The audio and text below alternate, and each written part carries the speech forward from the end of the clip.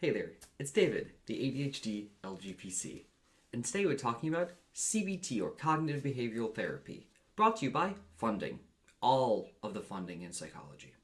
So, what is CBT even? Well, CBT is Cognitive Behavioral Therapy, and when you break down those three words, you've cognitive, thoughts, behaviors, what you're actually doing, and then therapy, the process of change over time due to introspection and all that.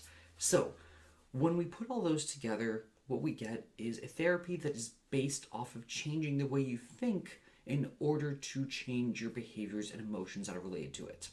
And to summarize all this into one picture, basically, we have what's called the cognitive triangle.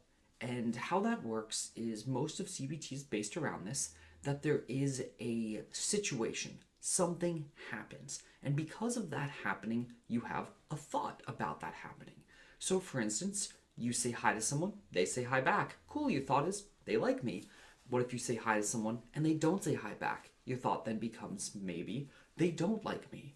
And so, what we have there is then there's that thought, and then your emotions come next, or your behavior, and those can flip flop either way.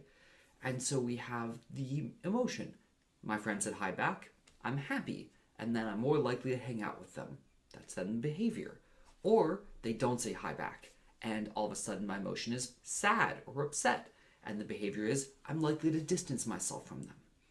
And so with cognitive behavioral therapy, we look to change the thoughts that have to do with a situation. So when the situation happens, the very first thing is the thought, and that's what we look to change. And we have a lot of different methods for it. One example I'll talk about today is thought challenging. And so that way, when you're in that method, when you have that thought, like you walk by, say hi to your friend, they don't say hi back, your first thoughts, they don't like me, I'm the worst, I have no friends. Then you look at that and you ask yourself, is that actually the case, or am I making assumptions? And then you start asking, okay, what are reasons they might not have said hi? Maybe they have headphones in that I don't see. Earbuds are kind of small. Maybe they're very preoccupied. Maybe they have something on their mind entirely, or that's they're on, like, in their own world entirely focused on something else. Or simply they didn't hear you. And while it is true, maybe they did hear you and not respond, it is also could be true that there are a bunch of other reasons they didn't respond. And so in cognitive behavioral therapy, that's the approach we take, and we can take that to most situations. So we'll say, okay, the thought you had initially, is that causing you distress? Let's see if there's other thoughts that match up better.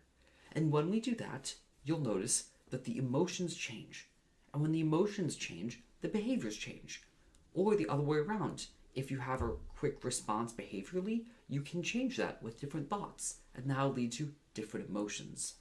And so, as the quick overview, cognitive behavioral therapy, while it's much more complex, to boil it down really simply, it's just the cognitive triangle of there is a situation, and let's focus on changing your thoughts and how you interact with your thoughts about that situation in order to change your emotions and your behaviors that then follow.